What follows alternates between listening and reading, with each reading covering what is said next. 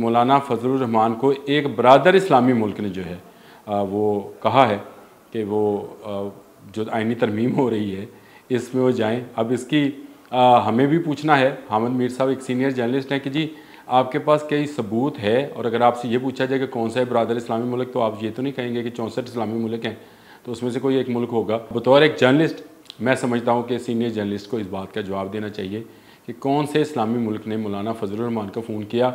ये 8 जजेज़ के जो वजाहत थी वो क्या डिप्टी रजिस्ट्रार क्या सारे कानूनी तकाज़े पूरे किए थे। अब एक नई बहस छिड़ जाएगी। वो जो लुटियाँ डाल रहे थे, भंगड़े डाल रहे थे कि रिज़र्व सीट्स उनको मिल गई हैं, मेरा ख्याल है अभी उनको मज़ीद सब्र करना पड़ेगा। 15 और 16 सितंबर की रात को जो कुछ होता रहा, जिस तरह से एक के बाद एक पार्टी जो है मौलाना फजलुर रहमान के घर जाती रही, तो बहुत सारी अफवाहें, बहुत सारी मीम्स जो हैं वो गर्दिश करती रही। लेकिन मुझे पूछना ये है कि जो लोग ये कह रहे थे कि मौलाना फजलुर रहमान जो हैं वो अपना भाव दिखा रहे हैं या नखरा दिखा रहे हैं, उनसे ये सवाल है क्या उनके मुतालबात नजायज़ थे। दुनिया के 100 से ज़्यादा ममालिक ऐसे हैं जहाँ पर कॉन्स्टिट्यूशनल कोर्ट बिल्कुल अलग है। लगता है कि जो जैसे लोगों ने अपने में घोड़े दौड़ाए और किसी ने कहा कि मौलाना ने गवर्नरशिप मांग ली खैबर पख्तूनख्वा की, किसी ने कहा मौलाना ने वजारतें मांग ली, किसी ने यहाँ तक इल्ज़ामात आयद किए जो कि मैं समझता हूँ झूठ हैं। माजी में तो जो लफाफे बंद लफाफे थे उनको तो कैबिनेट में भी नहीं खोला गया था। ये तो मामला जो है ये कौमी असम्बली में आया है। बिस्मिल्लाहिर्रहमानिर्रहीम, अस्सलाम वालेकुम। मैं आमिर रज़ा ख़ान अपने बोलते कालम के साथ, और कहते हैं कि कट्टा खुल गया। यहाँ कट्टा ना सिर्फ खुल गया बल्कि पूतर भी पिया। और है ये ज़रा कानूनी मामला, पेचीदगी कानूनी है। सुप्रीम कोर्ट का मामला है जिसके 8 जजों ने एक वजाहतनामा जो है वो जारी किया था सुप्रीम कोर्ट की जानिब से इलेक्शन कमीशन की एक दरख्वास्त पर कि हमें समझ नहीं आई कि आप क्या कहना चाहते थे अपने फ़ैसले में, जिस पर 8 जजेज़ ने जो है एक वजाहती नोट जारी किया। अब वजाहती नोट जारी हो गया, लुटियाँ डाली गई, भंगड़ा डाला गया और मिठाइयाँ तकसीम की गई। और मैंने उस वक्त भी कहा था कि अभी इसमें बहुत सारे चीज़ें जो हैं वो बाकी हैं। आज डिप्टी रजिस्ट्रार सुप्रीम कोर्ट ने रजिस्ट्रार सुप्रीम कोर्ट को लिखा है कि फ्री कैन को नोटिस जारी ही नहीं किए गए। अब ये मामला है क्या, पहले आप वो सुन लें, क्योंकि मैं वो चीज़ जो लिखी हुई है, जो चल चुकी है, वो आपको बता दूं, ताकि जब हम सुप्रीम कोर्ट जो है, सुप्रीम कोर्ट ऑफ पाकिस्तान में ये मामला जाएगा और जब ये मामला जो हैं सामने आएंगे तो पता चलेगा कि डिप्टी रजिस्ट्रार ने तो ये कहा कि मुझे मीडिया से पता चला। और ये बड़ी मज़ीका हेज़ सी बात है कि डिप्टी रजिस्ट्रार को नहीं पता। 14 सितंबर की शाम को वो 8 बजे तक कहते मेरे पास कोई फ़ैसला नहीं आया।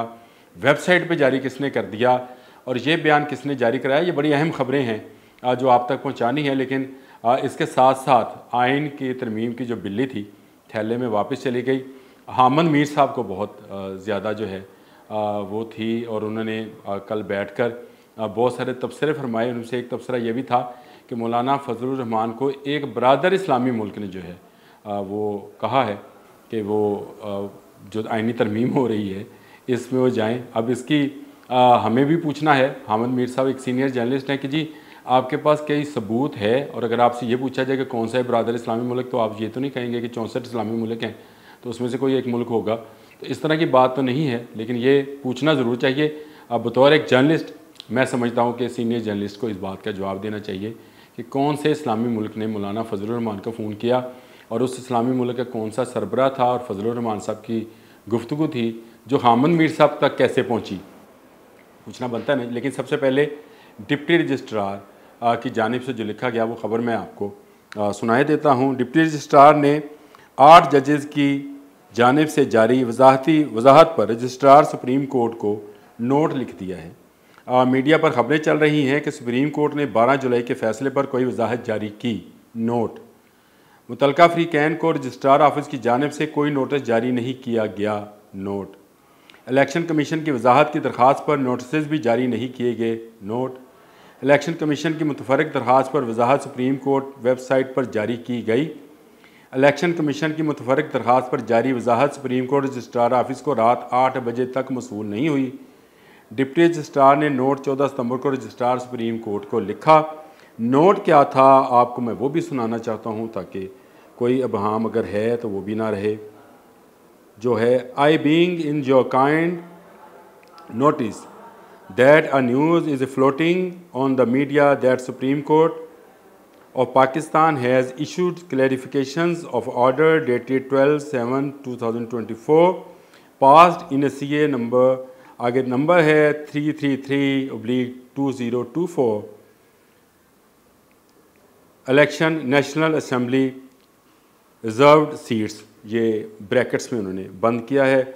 However, neither cause list was issued nor notice or issued on the parties, दोनों पार्टीज यानी दोनों फ्रीकैन को नहीं किया, by the office, and the order has still not been received in office till 8 PM and it was uploaded on the website। आगे उनके sign हैं deputy registrar के और रजिस्ट्रार को ये लिख रहे हैं, तो आप ये सोच सकते हैं कि ये कौन सा कट्टा जो है वो खुल गया और खुल के पूतर भी गया। मैंने पहले बात की थी कि कट्टा खुल गया और कट्टा खुल के पूतर गया। ये 8 जजेस के जो वजाहत थी वो क्या डिप्टी रजिस्ट्रार क्या सारे कानूनी तकाजे पूरे किए थी। अब एक नई बहस छिड़ जाएगी। वो जो लुटियाँ डाल रहे थे, भंगड़े डाल रहे थे कि रिजर्व सीट्स उनको मिल गई हैं, मेरा ख्याल है अभी उनको मज़ीद सब्र करना पड़ेगा। बहुत सारी कानूनी पेचीदगियाँ मैंने उस दिन भी बात की थी कि वो आएंगी। अब आ जाए आईनी तरमीम पर। आईनी तरमीम वापस जो है वो बिल्ली थैले में चली गई। मैंने बोला है जिस तरह का लफ्ज़ तकरीबन 10 दिन मज़ीद लगेंगे और इस 10 दिन में एक बड़ी ख़बर ये भी है कि शहबाज शरीफ से यहाँ पर नहीं हैं, इसलिए ये 10 दिन भी लगेंगे क्योंकि 21 सितंबर को वो 2 दिन के लिए यूके और उसके बाद अमेरिका का दौरा करेंगे, जहाँ उन्हें 26 सितंबर को जो है अक़वाम मुत्तहिदा के इजलास से ख़िताब करना है और 28 सितंबर को उनकी वापसी होगी। आज अगर आप दिन देख लें कि कौन सा तारीख़ है, तो आज 16 है, तो इसका मतलब ये है कि अगले 10-12 दिन तक अब ये असम्बली में मामला जो है नहीं उठाया जाएगा। पहले ही गैर मुअय्यना मुद्दत के लिए इसको मुलतवी कर दिया गया है और इससे एक रात पहले यानी 15 और 16 सितंबर की रात को जो कुछ होता रहा, जिस तरह से एक के बाद एक पार्टी जो है मौलाना फजलुर रहमान के घर जाती रही, तो बहुत सारी अफवाहें, बहुत सारी मीम्स जो हैं वो गर्दिश करती रहीं। लेकिन मुझे पूछना ये है कि जो लोग ये कह रहे थे कि मौलाना फजलुर रहमान जो हैं वो अपना भाव दिखा रहे हैं या नखरा दिखा रहे हैं, उनसे ये सवाल है क्या उनके मुतालबात नाजायज़ थे? बिल्कुल 100% जायज़ हैं और अवाम के हक़ में हैं।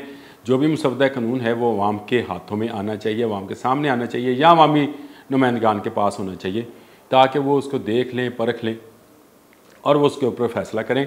तो मेरा ख्याल है उनकी ये बात बिल्कुल ठीक थी कि हुकूमत जो है उजलत में या जल्दबाजी में कोई फ़ैसला ना करे और इसको 8-10 दिन देने चाहिए लोगों को सोचने के लिए। मेरा ख्याल है बेहतर फ़ैसला है। लेकिन हमारे सीनियर जर्नलिस्ट हामिद मीर जो हैं वो कुछ और स्टोरी सुनाते हैं। वो कहते हैं जी कि उन्होंने कल एक प्रोग्राम में बैठ कर कहा, पहली बात तो उन्होंने खैर जो कही वो अशारे कनायों में थी जिसको इग्नोर भी किया जा सकता है, जिसमें उन्होंने कहा कि एक शख्स की नौकरी का मामला है जिसको अगले 3 साल के लिए नौकरी देनी है, इसलिए ये आईनी शिक लाई जा रही है। ये मैं इस पर इसलिए इतराज़ करता हूँ, ये किसी नौकरी का मामला नहीं है।